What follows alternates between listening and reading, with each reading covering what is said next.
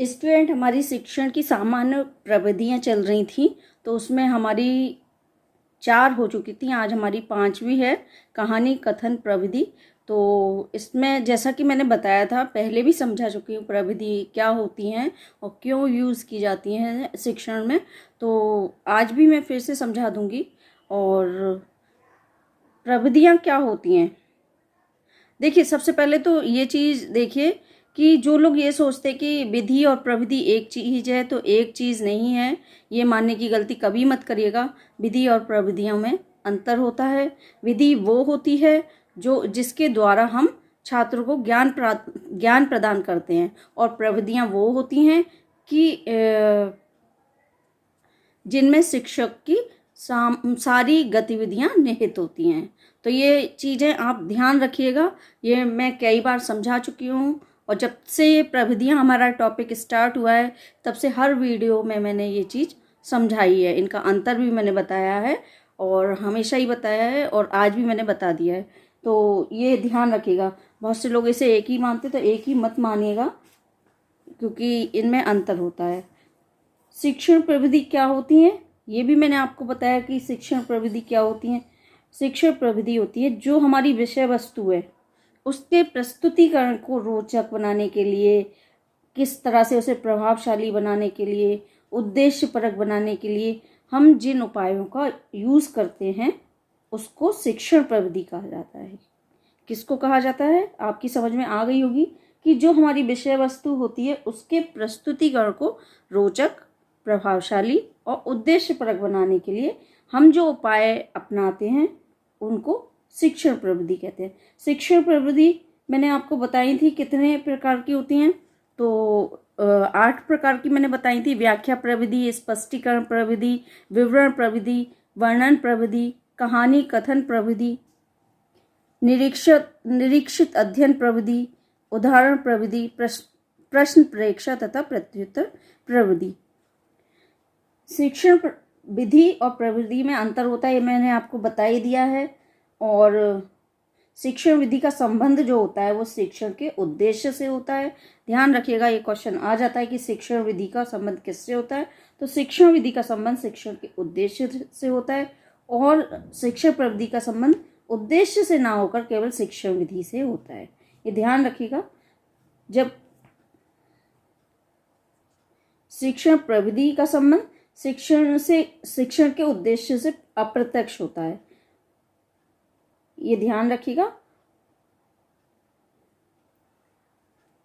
शिक्षण विधि का शिक्षण उद्देश्य से प्रत्यक्ष संबंध होता है, जबकि शिक्षण प्रविधि का संबंध शिक्षण के उद्देश्य से अप्रत्यक्ष होता है। मतलब प्रविधि वैज्ञानिक विश्लेषण तथा व्याख्या के लिए जिन वास्तविक तथ्यों की जरूरत होती है, उन्हें इकट्ठा करने के लिए अनुसंधान करता जिस विधि अथवा जिस भी तरीके का प्रयोग करता है, उसे हम प्रविधि कहते हैं। तो ये आपकी समझ में आ गई होगी। हमारी 4 हो चुकी थी, आज हमारी 5 है, कहानी कथन प्रविधि। मैंने पहले भी बताया कि इनमें समझाने जैसा कुछ है नहीं, और ये आप लोगों के लिए जानना ज़रूरी है कि इसमें है क्या। पहले भी मैंने ये चीज़ें बताई हैं कि आपका सिलेबस इतना नहीं है, लेकिन ये आपको जानना ज़रूरी है। पहले भी मैं बता चुकी हूँ कि अब आपके सिलेबस में 2 ही प्रविधि आ रही हैं, व्याख्या प्रविधि और स्पष्टीकरण प्रविधि, या कोई भी आप ले लीजिए। लेकिन आपको जानना 8 के बारे में पड़ेगा, क्योंकि उससे क्या होगा कि आपको नॉलेज प्रॉपर होनी चाहिए। नहीं तो क्या होगा, आपको लगेगा कि 2 ही प्रविधियाँ हैं, ऐसा नहीं है। जबकि 8 हैं, तो 8 के बारे में आपको पता होना चाहिए। सिलेबस में जितना आ रहा है उसे मैं बता देती हूँ कि ये सिलेबस में आएगा आपके, और बताती मैं इसलिए हूँ पूरा कि आपको नॉलेज पूरी हो। चलिए आगे देखते हैं। 5वीं प्रविधि शुरू करने से पहले मैं सबसे बोलना चाहूँगी, जो लोग नए हैं चैनल को सब्सक्राइब ज़रूर कर लीजिए, वो हमारे लिए बहुत ज़रूरी होता है। पहले भी मैंने आप लोग को बताया है कि एक तरह से ये हमारे मार्क्स होते हैं। जैसे आप लोग कोई एग्ज़ाम देते हैं, उसमें आप पास हो गए, उस तरह से आपका जो रिज़ल्ट होता है, तो आपको अच्छा लगता है कि हाँ, हमारा रिज़ल्ट अच्छा आया है, हमने जो एग्ज़ाम दिया है हम उसमें पास हो गए। ऐसे ही ये हम जो वीडियो बनाते हैं इसके लिए हमें सब्सक्राइब ज़रूर कीजिए। वो हमारा रिजल्ट है कि हम उसमें पास हो रहे हैं। नहीं तो हमारे लिए ये बहुत दुख की बात है कि हमारे सब्सक्राइब नहीं आप लोग कर रहे हैं। सब्सक्राइब ज़रूर करिए। चलिए इसे आगे देखते हैं हम। लाइक कीजिए, सब्सक्राइब कीजिए, कमेंट कीजिए। चलिए आगे देखते हैं। कहानी कथन प्रविधि। कहानी कथन से तात्पर्य कहानी कहना या कहानी सुनना। कहानी कहते समय विषय वस्तु के सूक्ष्म तथा जटिल अंशों को इतना सरल बनाया जाता है कि कक्षा के सभी बालकों को वे स्पष्ट हो जाते हैं। कहानी कथन प्रविधि छोटे बालकों के शिक्षण में अधिक उपादेय सिद्ध हुई है। वे अपनी जिज्ञासु प्रवृत्ति के होने के कारण कहानी सुनने में पूर्ण रुचि लेते हैं और कहानी द्वारा प्रस्तुत ज्ञान सरलता से समझ लेते हैं और मन से ग्रहण कर लेते हैं। देखिए, कहानी सुनना तो बच्चों को अच्छा लगता है। सभी बच्चे कहानी सुनने में इंटरेस्ट लेते हैं। तो कहानी कथन प्रविधि है, ये छोटी क्लास में यूज़ की जाती है और इसके द्वारा जो कठिन टॉपिक होते हैं, जटिल टॉपिक हैं या जटिल जो पार्ट इतना कठिन है नहीं समझ में आएगा, तो उसे कहानी के द्वारा आसानी से समझाया जा सकता है और बच्चे उसे जल्दी समझ भी जाते हैं। कहानी कथन प्रविधि बालकों की जिज्ञासा बढ़ाने में, उनकी काल्पनिक तथा तार्किक शक्तियों के विकास में, विषय वस्तु के सूक्ष्म एवं जटिल अंशों के स्पष्टीकरण में अत्यंत प्रभावशाली सिद्ध हुई है। देखिए, कहानी कथन प्रविधि जो है बालकों की जिज्ञासा बढ़ाने में, कैसे कि कोई कहानी के द्वारा हम बच्चों को समझा रहे हैं तो बच्चों को आगे जानने की जिज्ञासा बढ़ेगी कि इस कहानी में आगे और क्या होने वाला है, तो उसे और अच्छे से वो सुनेंगे, जिससे उनको अच्छे से वो टॉपिक क्लियर हो जाएगा। और उनकी काल्पनिक एवं तार्किक शक्तियों के विकास में, कैसे कि वो जैसे कहानी हम सुना रहे हैं तो उसे इमेजिन कर रहे हैं, कल्पना कर रहे हैं उस चीज़ की, और तार्किक शक्तियों का विकास होता है उससे, सोचने समझने की शक्ति का विकास होता है। चलिए आगे देखते हैं। कहानी कथन अधिकतर छोटी कक्षाओं में ज़्यादा लोकप्रिय है, परंतु बड़ी कक्षाओं के छात्रों के साथ भी इस प्रविधि का प्रयोग अच्छे परिणाम देता है। जो शिक्षक अपने विषय का विशेषज्ञ है वह कहानी के रूप में विषय वस्तु को परिवर्तित कर जटिल अंशों को सुगमतापूर्वक छात्रों को समझाने में समर्थ होता है। ये तो सभी को पता है कि ये छोटी क्लास में ज़्यादा यूज़ की जाती है, लेकिन बड़ी क्लास में भी इसे यूज़ कर लिया जाता है, तो उसके भी रिजल्ट काफ़ी अच्छे आते हैं, देखे गए हैं काफ़ी अच्छे। चलिए आगे देखते हैं। कहानी कथन प्रविधि के प्रयोग करते समय ध्यान देने योग्य बातें हैं। कौन कौन सी बातें ध्यान देने योग्य होती हैं इनका प्रयोग करते समय? तो कहानी कथन प्रविधि को यूज़ करते समय देखते हैं। कहानी को विषय वस्तु से स्पष्ट रूप से संबंधित किया जाना चाहिए।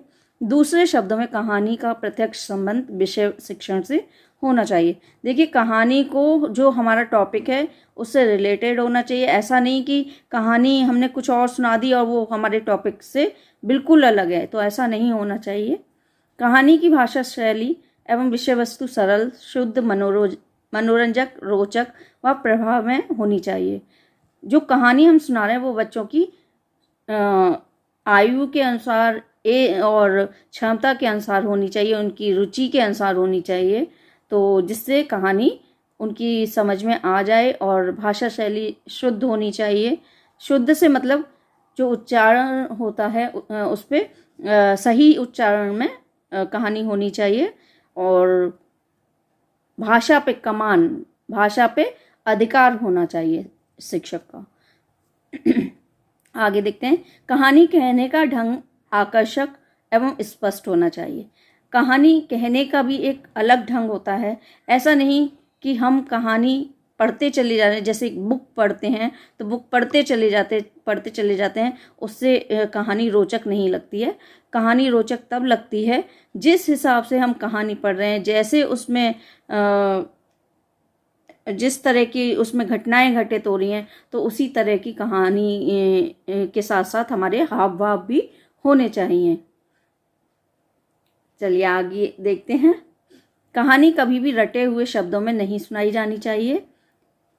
देखिए, कहानी कभी भी रटे हुए शब्दों में, मतलब एक सी ही कहानी हर बार नहीं सुनानी चाहिए। उससे क्या होता है कि बच्चे उसमें दिलचस्पी लेना बंद कर देंगे, वो ऊब आ जाएगी, बोरियत होने लगेगी उन्हें।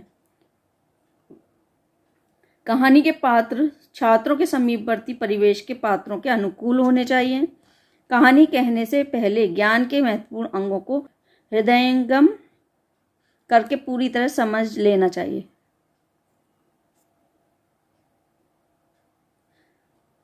तत्पश्चात उसके भावों और विचारों को तार्किक रूप में प्रस्तुत करना चाहिए। देखिए, जो कहानी के पात्र हैं वो ऐसे हमें लेने चाहिए कि छात्र उन्हें जानते हों।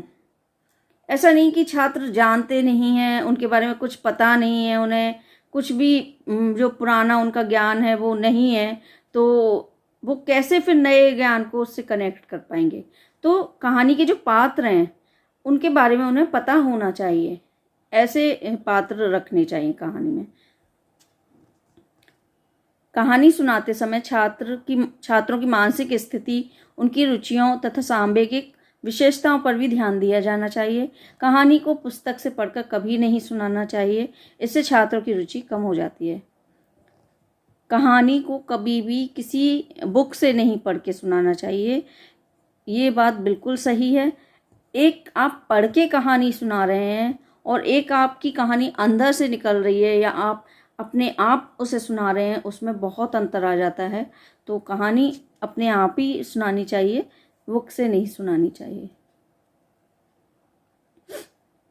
कहानी का प्रयोग शिक्षण के एक साधन के रूप में करना चाहिए, ना कि साध्य के रूप में। कहानी बहुत छोटी या बहुत लंबी नहीं होनी चाहिए। कहानी विषय शिक्षण की किसी न किसी संकल्पना से अवश्य जुड़ी होनी चाहिए। कहानी कहते समय कक्षा में पूर्णतः शांत वातावरण होना चाहिए। कहानी कहने वाले के स्वर में कहानी के भावों के अनुसार आवश्यक उतार चढ़ाव होने चाहिए, तभी कहानी कथन का ढंग अधिक स्वाभाविक, आकर्षक तथा मनोरंजक बन सकेगा। देखिए, यहाँ तक समझ आ गई होगी आपके।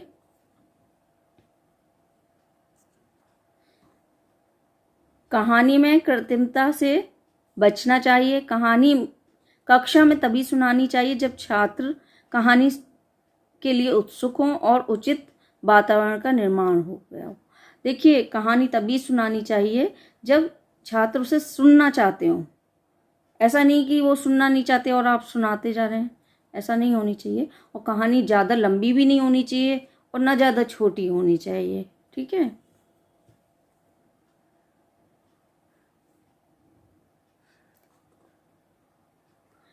कहानी कहने वाले को कहानी इतने सजीव और स्वाभाविक ढंग से सुनानी चाहिए कि वह आपको भूलकर स्वयं कहानी ही बन जाए।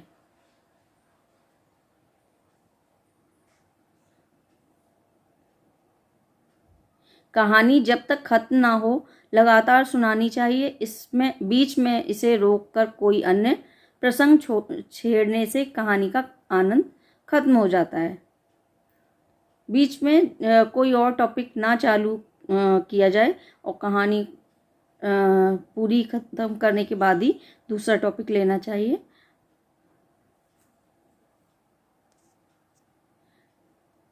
कहानी खत्म हो जाने के पश्चात विषय सामग्री पर छात्रों से प्रश्न पूछने चाहिए।